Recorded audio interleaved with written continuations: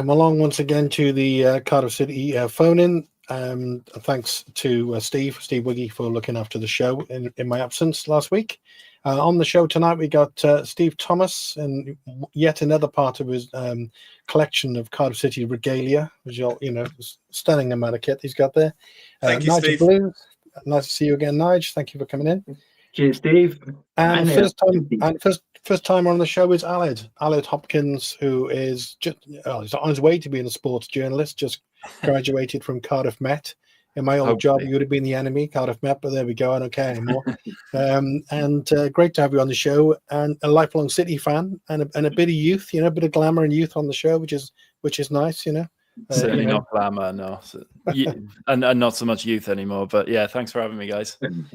And it's always good to get a first timer on. Thanks to David Collins for putting me in touch. Steve, I'll come to you first. I'm guessing you were there on the weekend.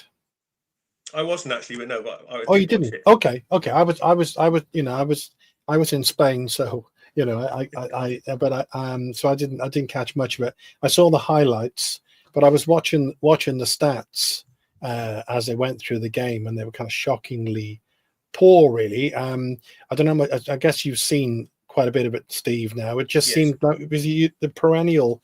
We've almost become the new Swansea. Sorry to say that. It's all possession, and we don't do anything with it. Like fiddling around with it, playing around the park, dominating in terms of possession and passing and all the rest of it, but creating very little. And I don't think we had one single shot of note on target in the entire match.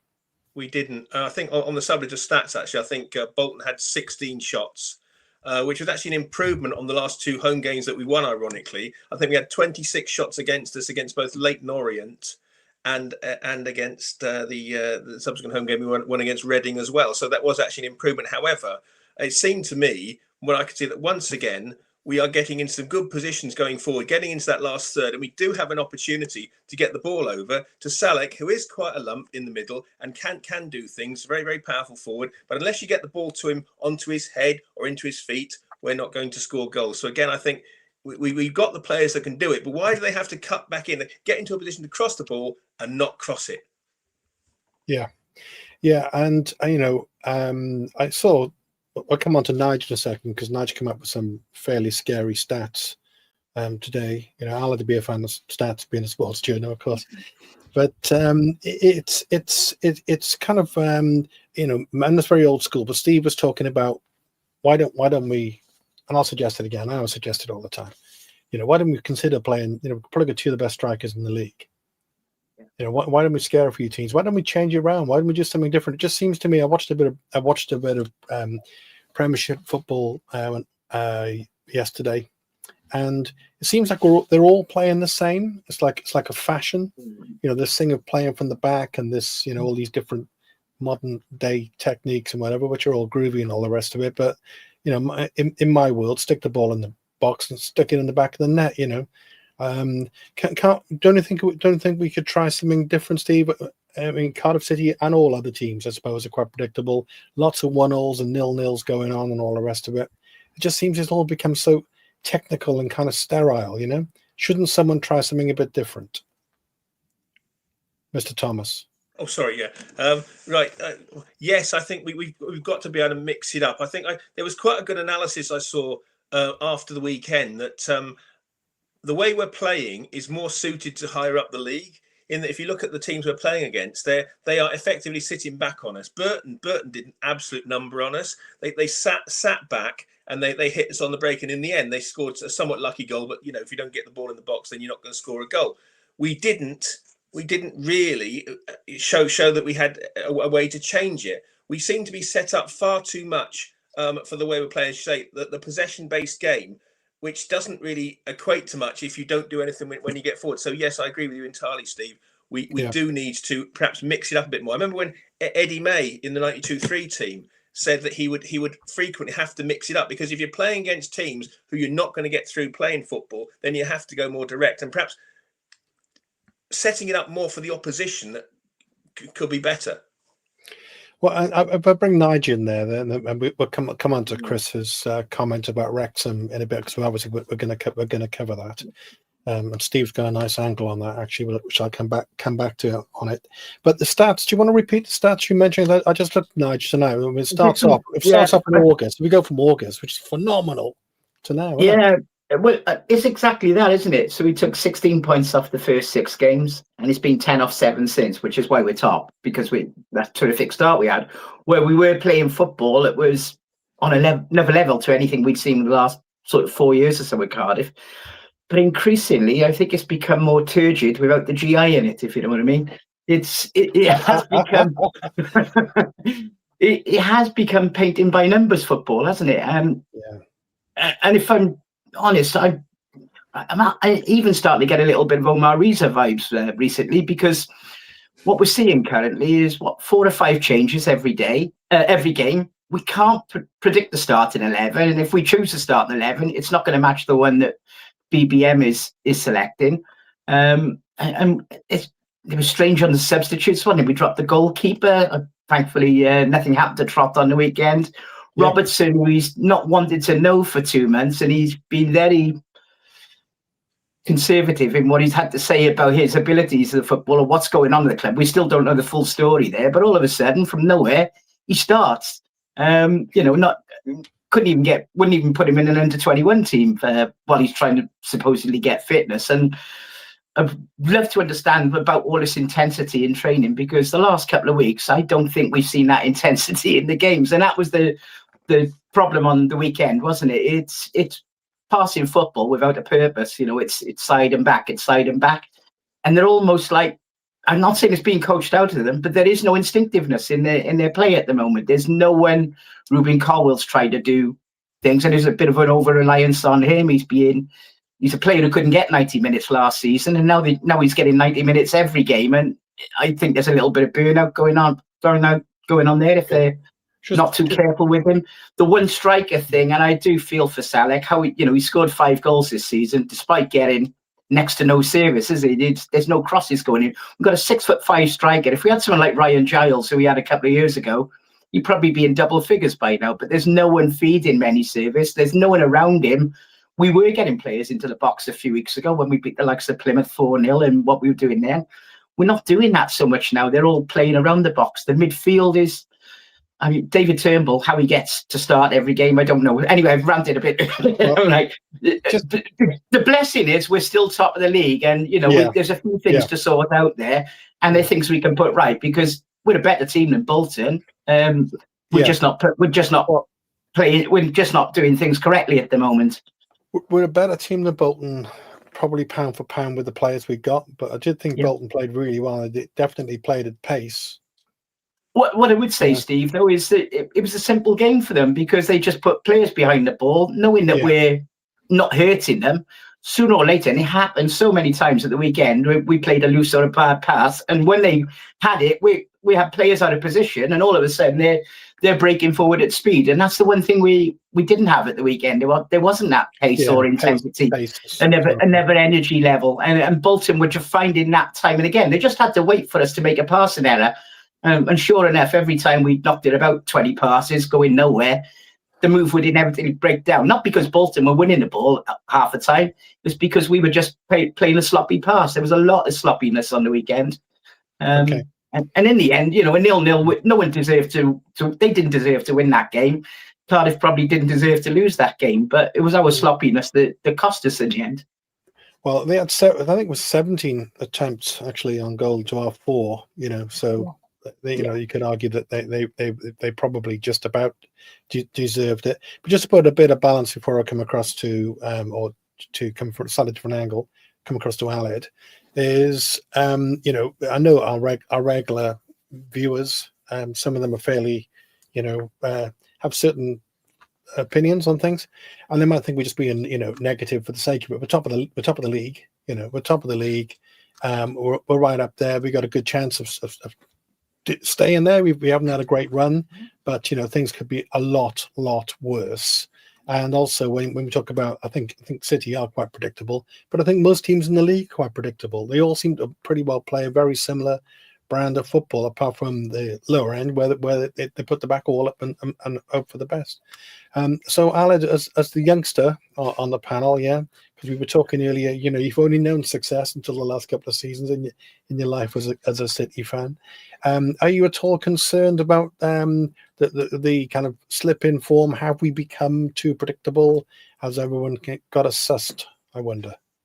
I do get frustrated at times. I do agree that we can put the ball in the box more, and there are opportunities to do so, especially when we've got Salek on the field.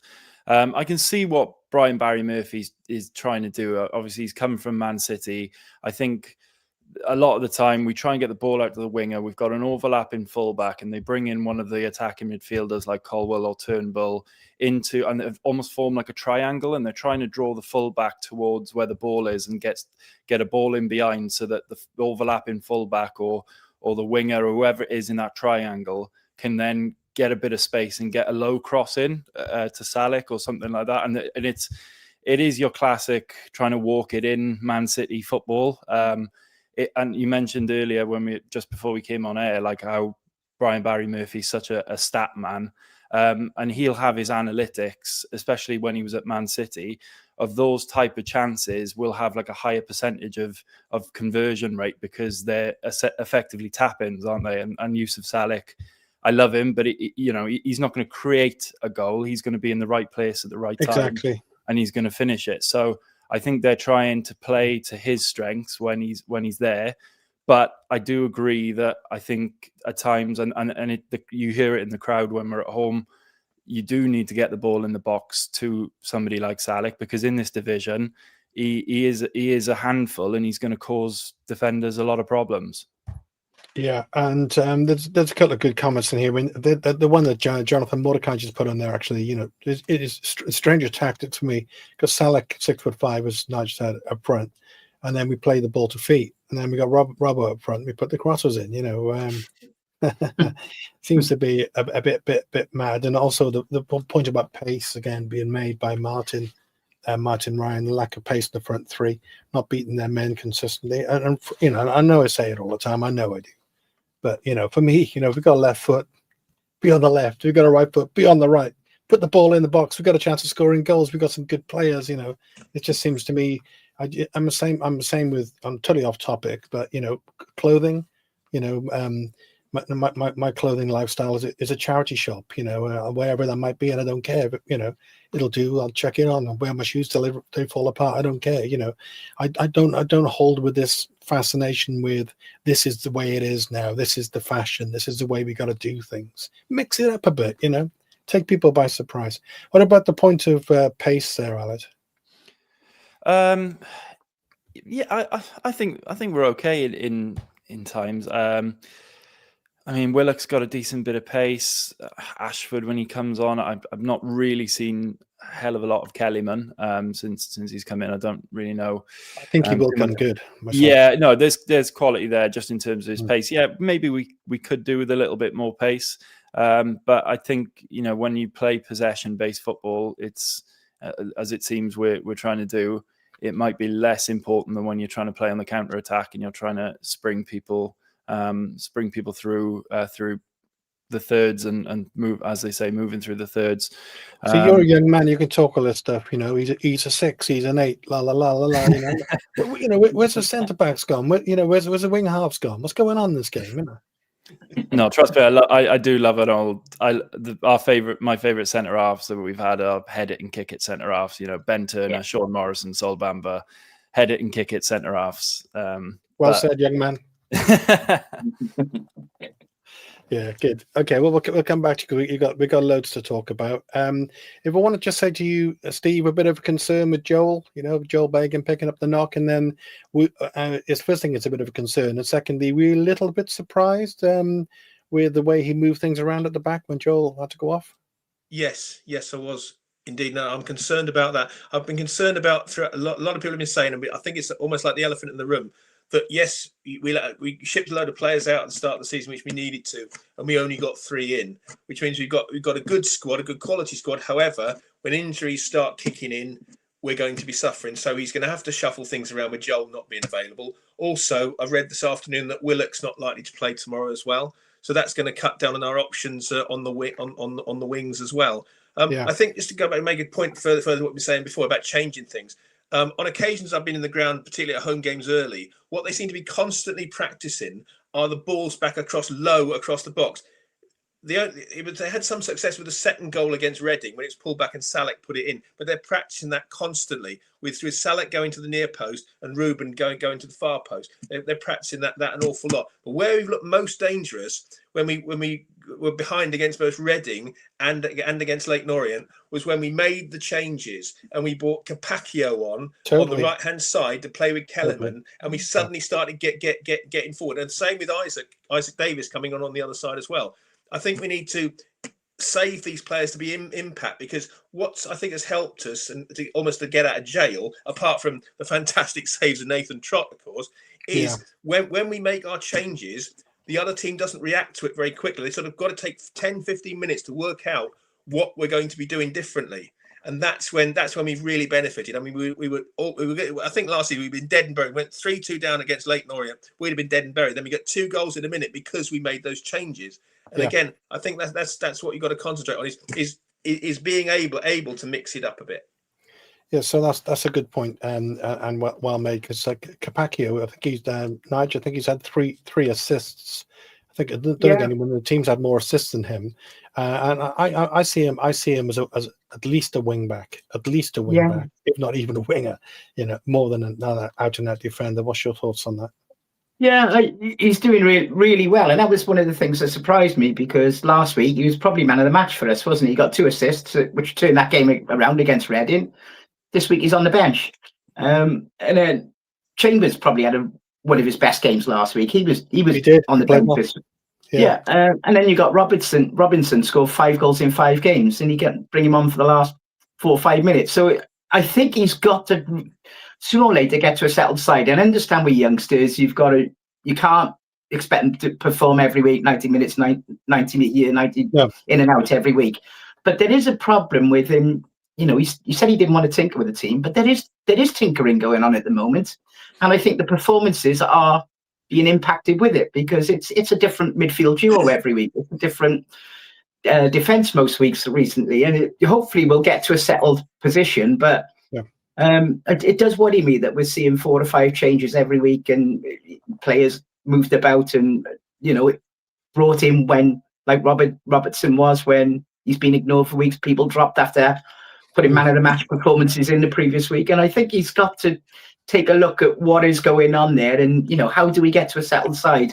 It's a long season and a long way to go, and I'm sure we're still going to be up there all season long. But there are just signs that we recently the performances, I would say September and so far this month, have been a real dip from what we saw in the first few weeks, and we've got to find a way of addressing that.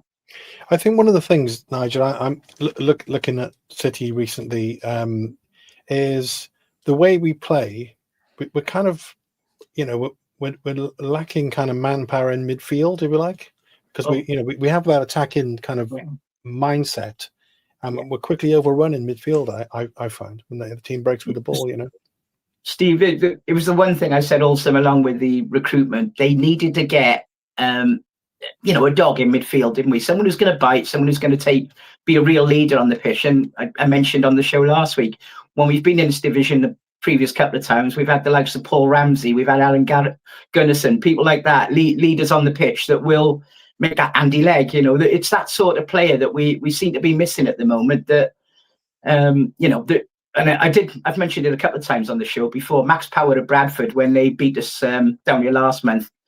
His performance, leading everyone on the pitch, he was fighting for every ball, telling everyone what to be doing around him. And you need some of that in League One. It's not going to be this beautiful passing, 70% football, and defences are just going to stand around and admire what you do. You've got to get stuck in at this level as well. And I do think we're lacking that type of player at the moment. Robertson's got a bit more bite in him, but the rest of them are just. The rest of them are just nice midfielders, aren't they? Wintel's got a little bit of a streak in him. Turnbull, for me, he's just completely anonymous. I forget he's in the games. I think he's one of the players they've got to try and look to move on in January to try and freshen it up in the middle. He's starting every week for us at the moment. I honestly think he's like the Emperor's new clothes. I cannot see what he's offering at all. Yeah. Well, Alan, what David Turnbull, or Di Turnbull, of course, he's been christened. So this is the rival in Wales. Played for Celtic. He was a kind of goal scorer midfielder for Celtic. Known for his John Buchanan type shot and all the rest of it. I think he desperately needs a goal. Is one thing. But I suppose because he operates pretty well, I know they say it's a three-man midfield, but Ruben pushes on really. So, you got those two. And somebody said earlier, is it to do with the fact you think with, for example, Robertson and maybe Turnbull as well? Trying to find the right peg, put the right, what is their actual role? What are they to do in that midfield? Maybe Turnbull still finding his place. Yeah, I think the jury is out on Turnbull with me. He's been very disappointing, hasn't he? Yeah, since he's come in, and I think you're right. I don't really know what his best role is in that midfield. Personally, I would rather Joel Colwell in that midfield alongside. I want Ruben in the 10. I heard pre-season a lot of people were saying Ruben should play deeper based on his performance at Aston Villa last year. In the cup where he did play a little bit deeper. But I like him in the 10. And I think Saturday in the first half, he showed what he could do in that role. He was moving into those spaces, picking up the ball, and it didn't work on that occasion on Saturday. But I think having Joel and Ruben in the midfield together, obviously they're brothers. They've got that connection with each other as well. They've got that little bit of extra, being on the same page. I think Wintle is a 6 if you're going to coin a modern term. I think he's better in that deep line role. Yeah. I was really happy to see Robertson back on Saturday. I think he's probably our best, box to box central midfielder. Good player. I think he gets on the ball. He turns a defense into attack. He looks to get the ball on the half turn and look to start attacks. I think he's got good feet. He dribbles. I think he's crucial for us. So whatever BBM is, whatever's gone on with Barry Murphy and that, he's obviously had to prove himself to the new manager. And it looks like he's done enough now in training to get to a level where Barry Murphy's happy to put him in the game. And he's now got something to prove to Barry Murphy, which I think is a good thing, really. Okay, and thanks, Alan. And Peter's comment there, Steve, dominated on the first half, no end result, freezing the way end. Just needed someone to warm us up. Sounds always saying, give us a goal. The old days. I remember a trip to Northampton. I think might have been. Were you there, Nigel, on Boxing Day? We got battered 4-0 or 4-1. Yeah. That was typical. We've seen plenty. I've seen plenty of last minute defeats on the road. Was it Graham Mosley got sent off and we had Mike Ford going goal? Was that the game? I don't think it was that one. I don't remember that. I think it's another time we let 4 goals in at Northampton. Then I think we missed a penalty, and one of the stewards looked a bit like Lionel Richie's. They were all saying hello to him behind the goal. There's a comment here. You might go in your book, Steve. There's a comment here about which is an interesting one, isn't it? Yusuf Salak. I mean, for me, he's an excellent striker. Just needs service. And my personal opinion, he tends to be in the right place at the right time. Going back to that Capaccio pass, he's right onto it. Get the ball in the box. He's get others on the head. He can use both feet. He scores goals. He's a real handful. I like him, and I think he just needs better service. But because obviously we lost on the weekend, and we've had a less impressive run, Steve. Then the fans, the worm starts to turn. So, what's your comment about what Lee's saying there about Salah? I think a lot of them are a bit abysmal in the warm-ups before the game. In fact, the safest place to stand is probably in the back of the goal they're kicking into, because that's the last place the ball's going to go to. But I think make your mistakes in the warm-up is what I'm always saying. Also, I'd like to come back as well. I think again it has worked quite a lot when we do change to go into up front when we have Salek on with Robinson, as was illustrated particularly against Lake Norient. That's a very it's a good way to change it and become a bit more positive. However, we do tend to look a bit more open at the back, shall we say. I notice Wrexham's manager today has made a comment that Cardiff are susceptible, as was illustrated on Saturday with the goal, and a number of times, we are susceptible to giving the ball away in transition. We're susceptible to giving the ball away as we're coming forward, which then leaves a number of people out of position because we are moving forward. which then leaves the opposition with a chance. Now, I thought that the goal, it was a fantastic strike into the top corner. However, it was a great goal. It was a great goal. However, he wasn't closed down. There was No. nobody in his face. Nobody sort of rushing out, try and block the shot. If you're going to stand 5 yards back, then you're going to give him a chance to hit a part of the goal, I think. So I think that there's a lot wrong with it. And I think tomorrow night, we're going to come on to that later, obviously, but I think tomorrow night we may be in a better position because we're likely to be playing a team that is going to be playing a different type of football to what we used to be playing, particularly with the lower teams in this division. Yeah. Steve, just want to say on that, that it was a fantastic goal. You can't, deny that was an amazing finish. That's the fourth time in a month that a player has scored that type of goal against us. Bradford did, Bolton, Reading, and Orient. They've all scored goals from just outside the box. Common denominator, we haven't got to play near them. They've got the time to look up and shoot.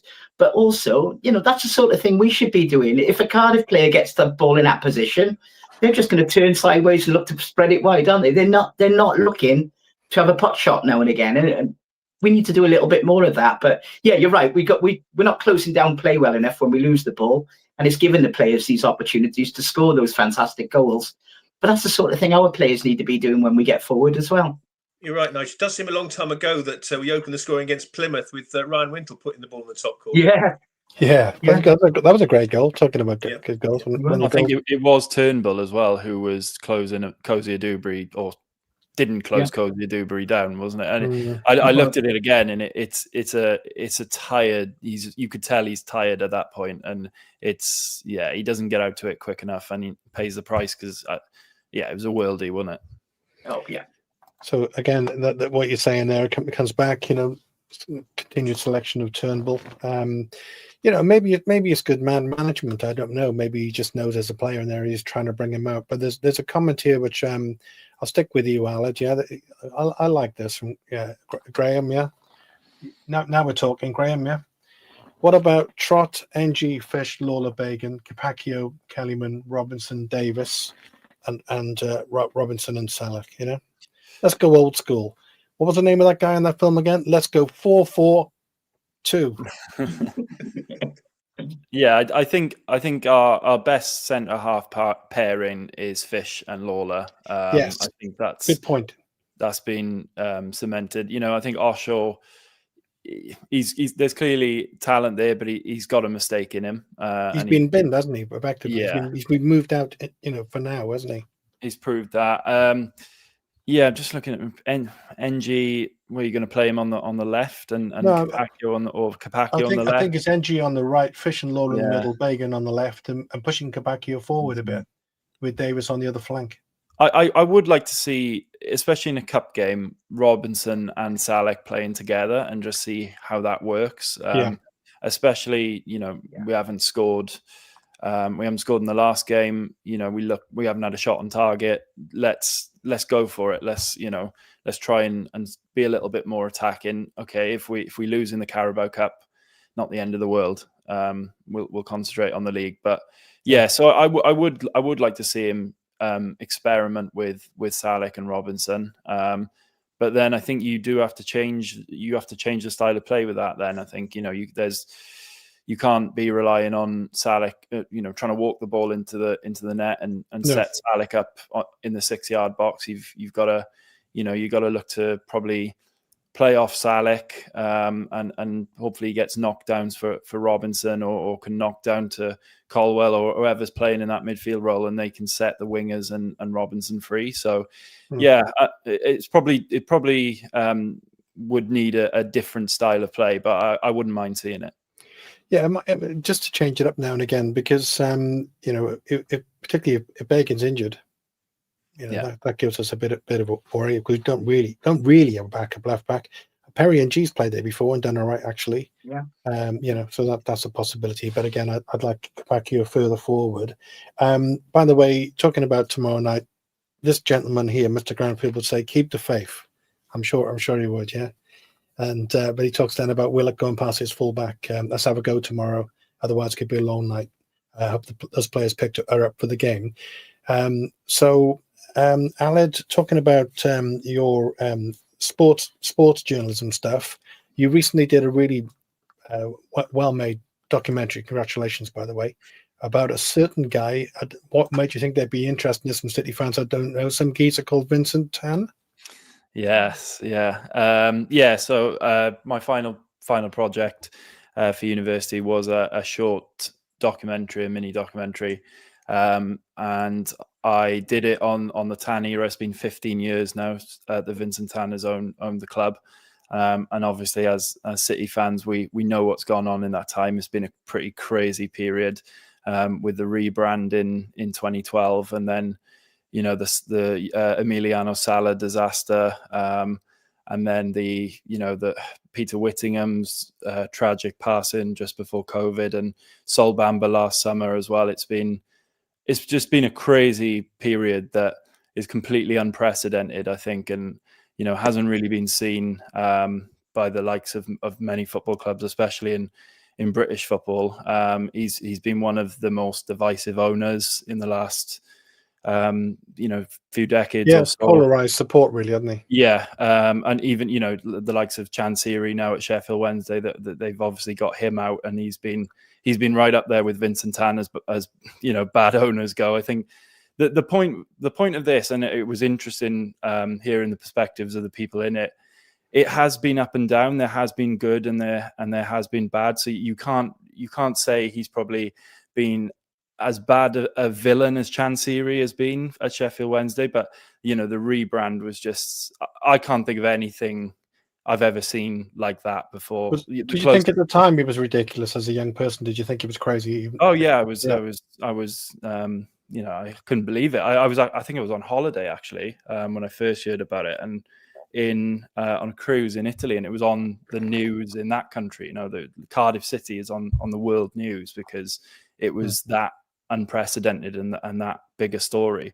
So when I pitched it to Joe, my course leader, he said, yeah, absolutely, there's a story there, and it's dying to be told. And it's on YouTube now. It's called Tan, an Era Like No Other. So if you want to watch that, any comments or anything, I've had really good feedback on it so far. I'm really proud of it, and so any support on it. It's relevant as well that your course leader is called Mr. Towns because he's a Swansea fan. He is, yeah. Ali, I didn't realise that. I was going to say, Ali, I didn't realise that was your documentary or your video. I saw it last week, and I shared it with loads of City fans on a couple of Facebook groups and things like that. What a fantastic piece! Well, congratulations. That was really good, and quite emotional in parts too.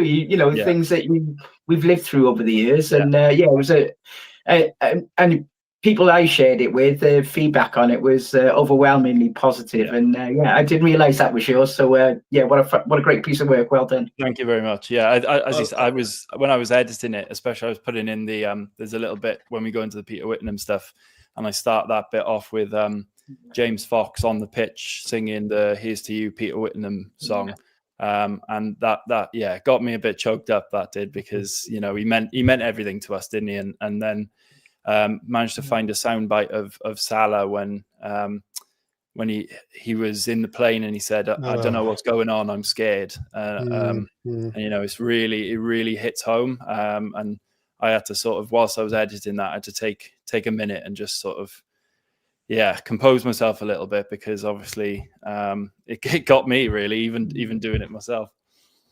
Cardiff City are a soap opera like no other club. I mean, some people say it's a circus, don't they? But there is always something happening with this club. It's uncanny, and it's been like that all my lifetime following them. There's always been these crazy events that don't seem to happen to many other clubs in the same way they happen to this club. It is bizarre. That's exactly what I had. One of my contributors was Glenn Williams, the Wales Online Cardiff City correspondent. Huge thank you to Glenn. He was really generous with his time. He's a busy man, and that's exactly what he said. He said, as a journalist covering the club, it's never dull. It's there's something always happening. So it keeps him in a job anyway. I think he's he's pretty happy to be that. But yeah, as you said, it's something all the time, isn't it? Have you seen it, Steve? Yes, I have, and I just wanted to. I think it was Nigel's link that I followed, so thanks for that, Nigel. But yeah, I said before we started, I thought it was absolutely excellent, really, really good documentary, and it sort of brought it home. I'd like to say, when I found out about the rebrand, I genuinely thought it was a wind-up. when he said we're going to. I had to check the date. It wasn't April the 1st. We were actually changing to red. But yeah, you're right about Salah. And interesting. You mentioned both Peter Whittingham and Sol Bamba, of course, because something that I'm not sure if you mentioned in the documentary, but of course, the first game Neil Warnock was in charge home to Bristol City, we won 2-1 with the goal scored by Peter Whittingham and Sol Bamba. So it's not that long ago, and neither of them are still around. Yeah. I knew Bamber had scored. I'd forgotten that Whittingham had scored that night as well. But yeah, Bamber as well. You know, I interviewed Glenn. He knew him. He knew him personally. He knew the family, and it was he was, you know, he came back to the club, didn't he, in a coaching role with Lamucci, I think. And I think the overarching thing I've heard about Sol Bamba and the rhetoric, especially from Glenn, he said he's just the nicest man you'll ever meet in your life. Always smiling, always laughing, always interested in Glenn was saying, you know, he was interested in my side of it and what I thought, and he was like, why do you care? You know, you're only a journalist. But he was always so personable and so kind, and that was, you know, that's the real tragedy. He was a warrior on the football field. We all loved him, but it's the tragedy of losing, you know, a human like that as well, isn't it? Yeah, he's brought us a lot of memories. One of my favourite memories of Sol Bamba was when he scored, and when we played Brighton in the Premier League. It was 1-1 going into the last few minutes, and we were battering Brighton because they'd gone down to 10 men, and he scored the winner, and he chucked his shirt on the ground and ran over to the crowd. And he said the referee went up. He put his shirt back on very quickly, hidden by the players. And he said the referee went up to him and said, "Did you take your shirt off?" And he said, "No." It's funny because I got so many memories of Sol, and I tend not to want to mix or know footballers, you know, these days. You know, they're icons to me, and I don't. But Sol was someone that did always sort of catch up with fans. But when I had my last milestone birthday, my 21st, obviously, Sol was really ill up at Middlesbrough at the time, and that was when he was really having a poorly time. And my daughter was friends with Sol's sort of wife and family, and she got a message to Sol to say, can you do a little video message for Nigel?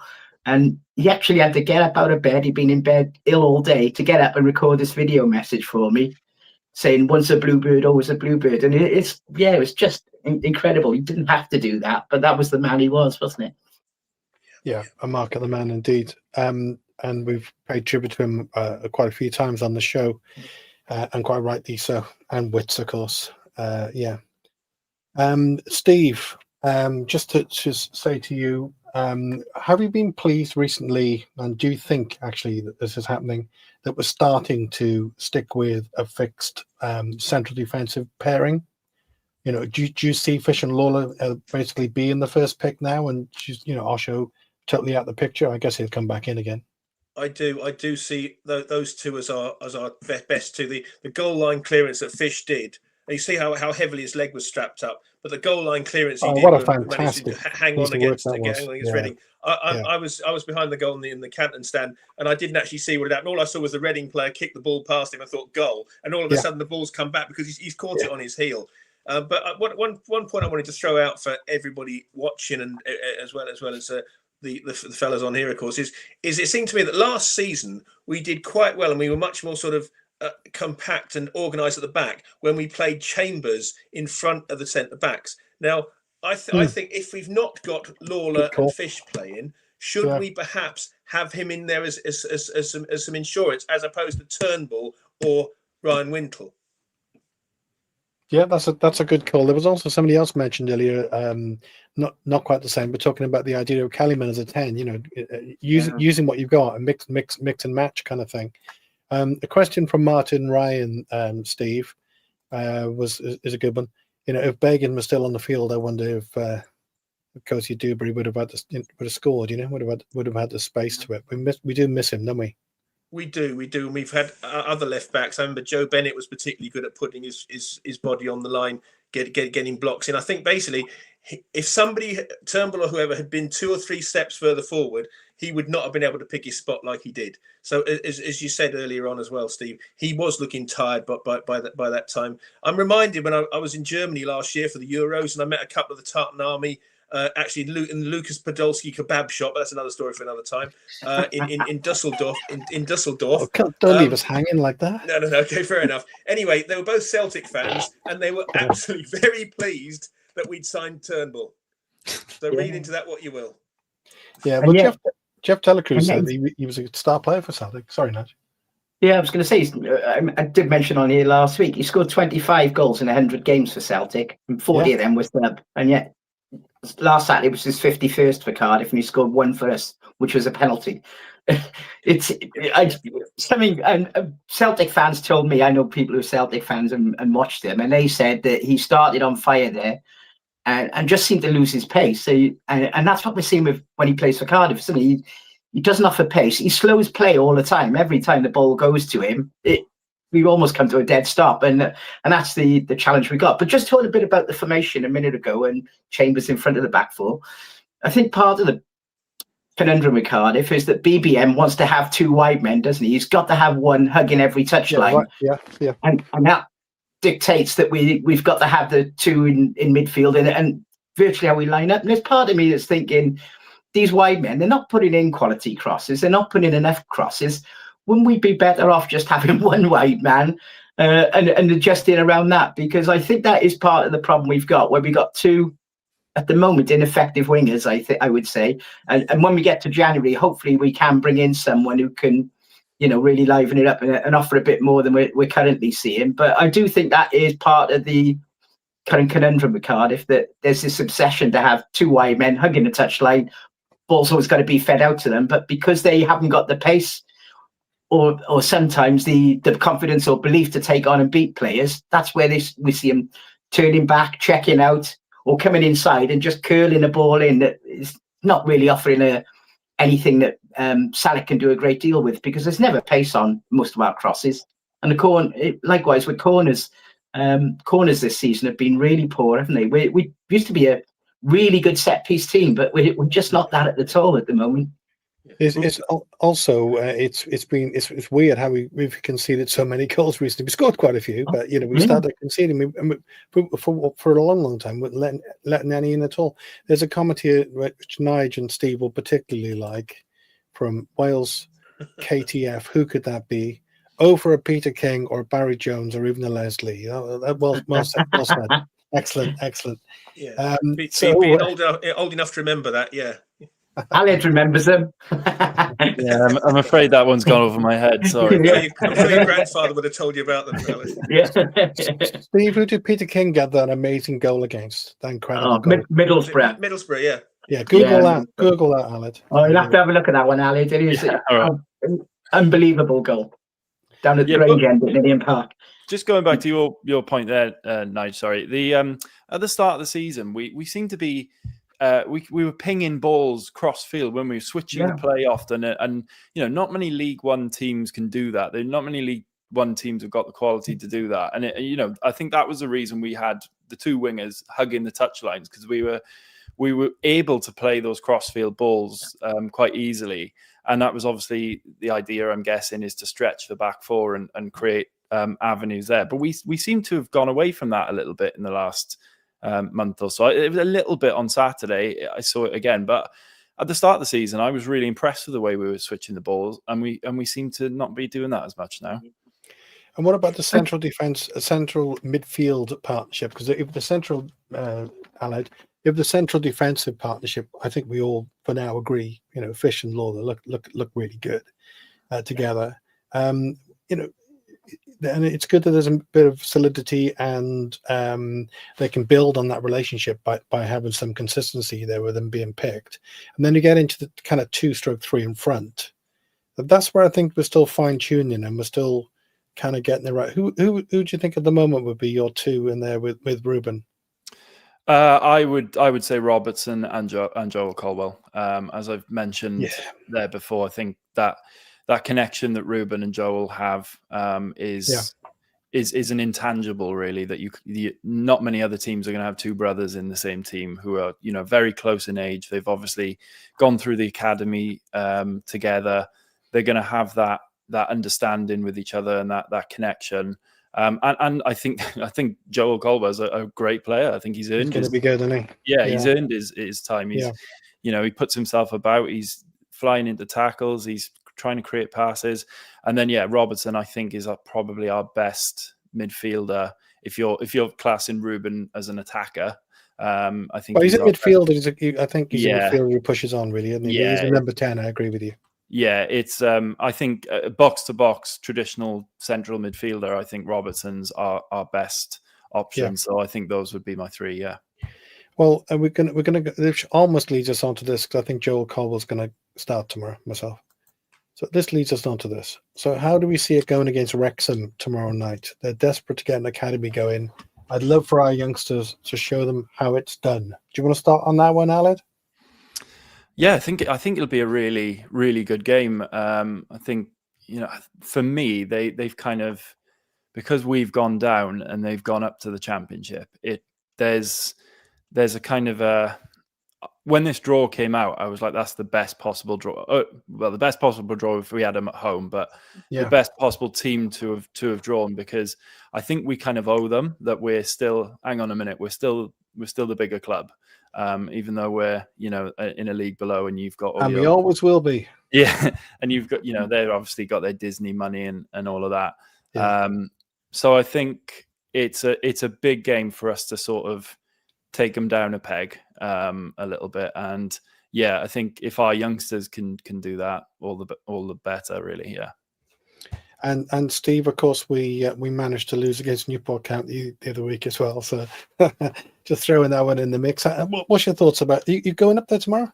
Yes, I'm going to Wrexham tomorrow night. Yeah. My thoughts are that there's been a debate, as I said, going on the 1927 Club WhatsApp group today about whether this is a derby.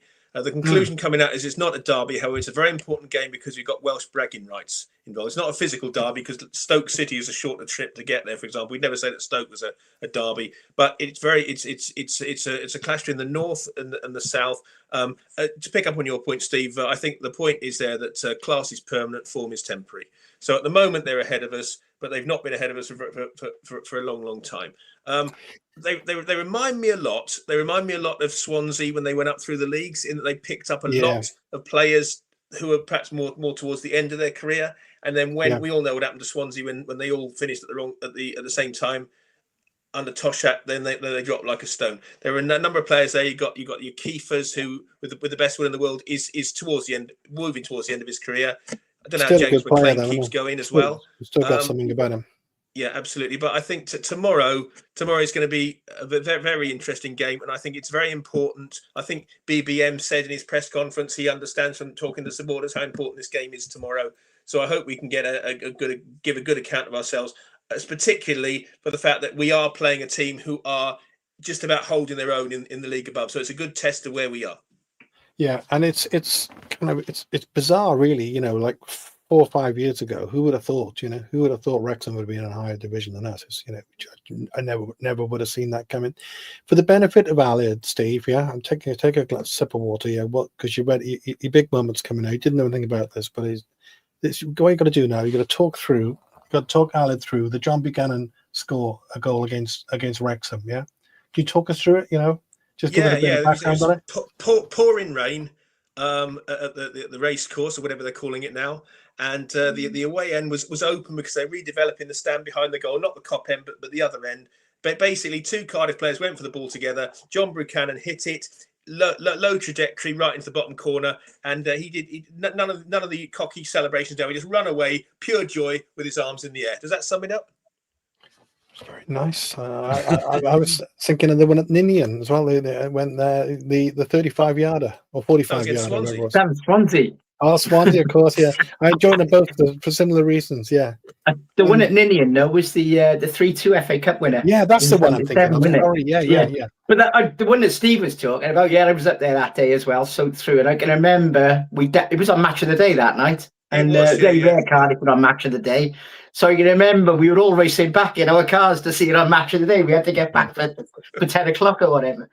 But the 3-2 cup game, that was something else, wasn't it? That was an amazing one. But that was probably What a the only match. time that John Buchanan tapped a goal in, wasn't it? Because it was Yes, yeah, Wrexham had just made it 2-2 in added time, and we were 2-0 up, weren't we? In yes, the, yeah, we were, the closing minute, and they scored 2 right at death to go to 2-2, and then we literally from kickoff we went straight back down their end, and I think he tapped it in for about 3 or 4 yards. So it's the only time I ever.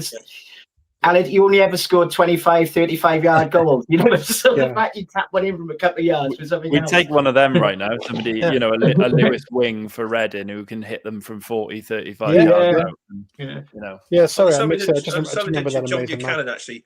I saw him hit that one at Ninian, and I was in the grandstand, and I had the pillar in the way. So all I could see was his foot come out from behind the pillar. I couldn't actually see him, but his foot came out and the ball just flew in. Yeah. It's ridiculous. They really, even now, to think he even went for goal. It's crazy goal. Yeah. But talking about Wrexham, Steve, as well. I remember what was the name of that lad who played up front? Bennett, wasn't it? Gary Bennett. Bennett, he always had lots of banter, shall we say, inverted commas, with the crowd. Yeah. You're and right. for me, Steve, it always mattered. Playing Wrexham to me always mattered, and for me, it is. You know, it's a one end to the other, maybe puts even more in it in a way. For me, it's a Welsh derby. That's what it is. Absolutely. I remember that Gary Bennett. When we played Manchester City in the FA Cup when Nathan Blake scored the winner. The game before that was home to Wrexham, and they fair play to them. They didn't miss that trick in that you had to go to the Wrexham home game to qualify for a ticket for the Manchester City game. And Gary Bennett gave Wrexham the lead at the Canton end, and then he ran behind the goal, giving it some to Cardiff fans in the Canton stand. But of course, we won that game 5-1. Is that the one he got sent up as well? Yes, I think it was. Yes, He was. yes. Oh yeah, I remember that. that. Yeah. That was a good one. That's a golden Indian memory. It says something about him, Ben. He's just a player everybody loved to hate.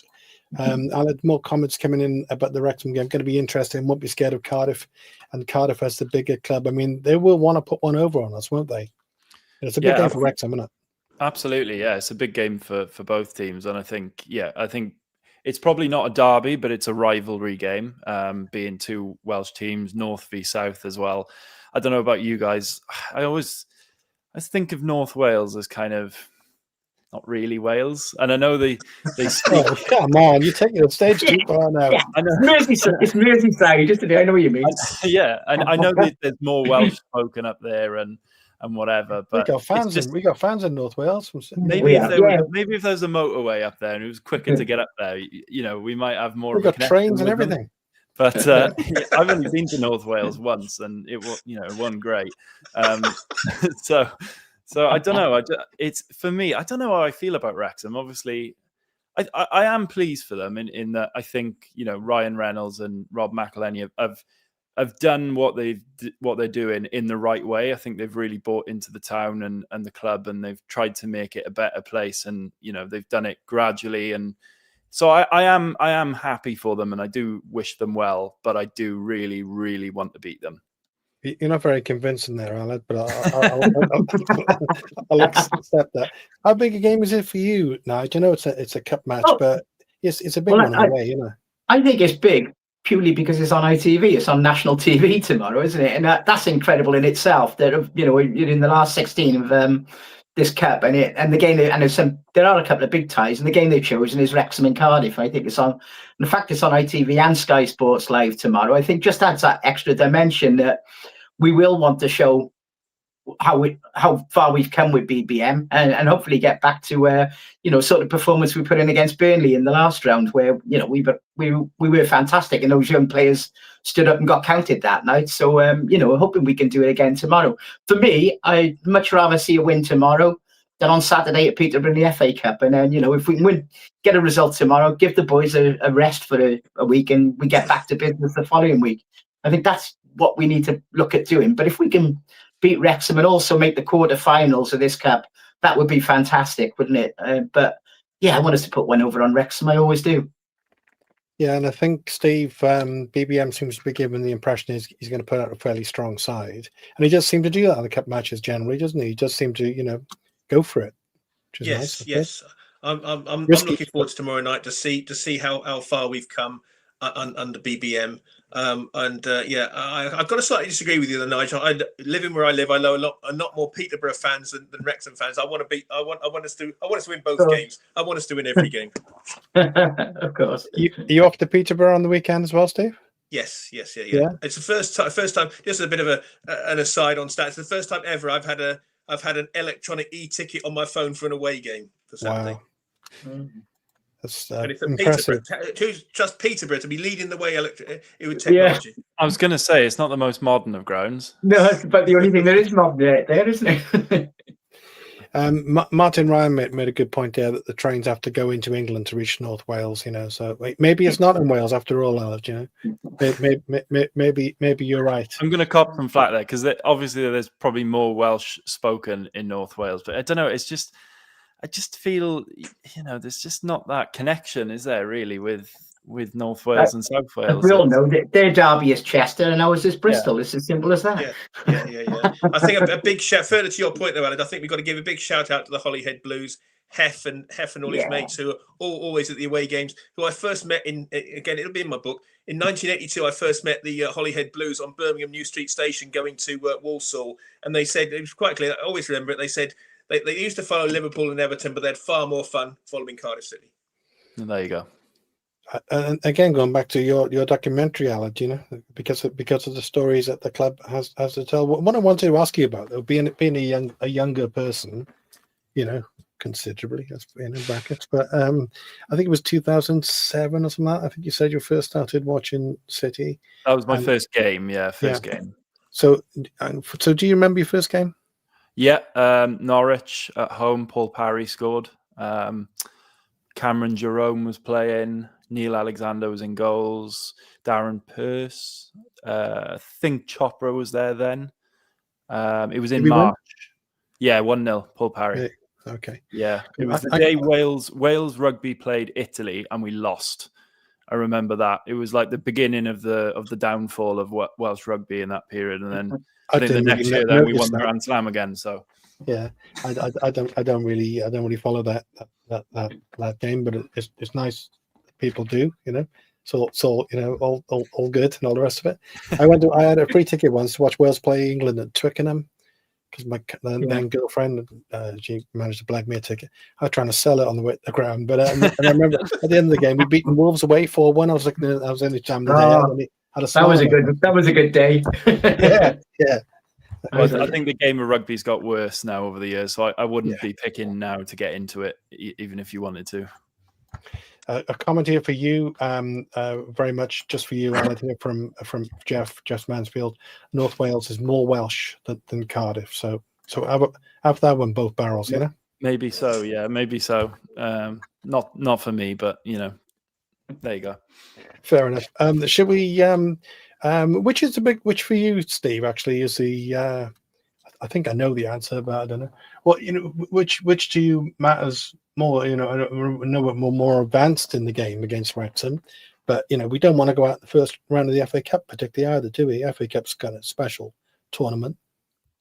You got your thoughts on the weekend as well? I think from a Cardiff City point of view, the fact that, as Nigel said, it's on ITV1 tomorrow. There's going to be a lot of people watching us tomorrow who don't often get to see us. So I think tomorrow is important to give a very, very good account of ourselves. I'd quite like to progress in both. I want to be in the third round draw for the FA Cup because it's one of those iconic things, watching that third round draw when the top two divisions come in. I want to be in that. I really want to... I think it's more important tomorrow to give a good account of ourselves, to show the progress we made compared to last season. I think that's even it had to be shot down. Even more important to me than the result is the performance we put in tomorrow night. A nice comment there as well. The Cardiff away fans going to be so loud on ITV. Can't wait. So let's we look forward to it. We'll spin around for a prediction as we do, as I lead into Nigel on predictions for the two away at Wrexham and then away at Peterborough. It reminds me of the FA Cup. When you remember the match today, they used to show that Peter Sayer goal at the beginning. Yeah, against Spurs. Yeah, won't beat them. Tomorrow, I think it's going to be tight. And I'll go for 2-1 to City, or possibly it's going to be a 1-1 in penalties. I think it's going to be a draw, and I think it's going to go to penalties. I think. Yeah. Tomorrow, I don't see it's getting turned over.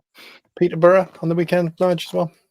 Peterborough, it'll be interesting to see what side he goes with, because I think he's going to go strong tomorrow, and I do think he potentially rested some players like Chambers, Robinson, Capaccio with tomorrow night in mind. It did feel like that a little bit, so I'm sure he's going to go strong tomorrow.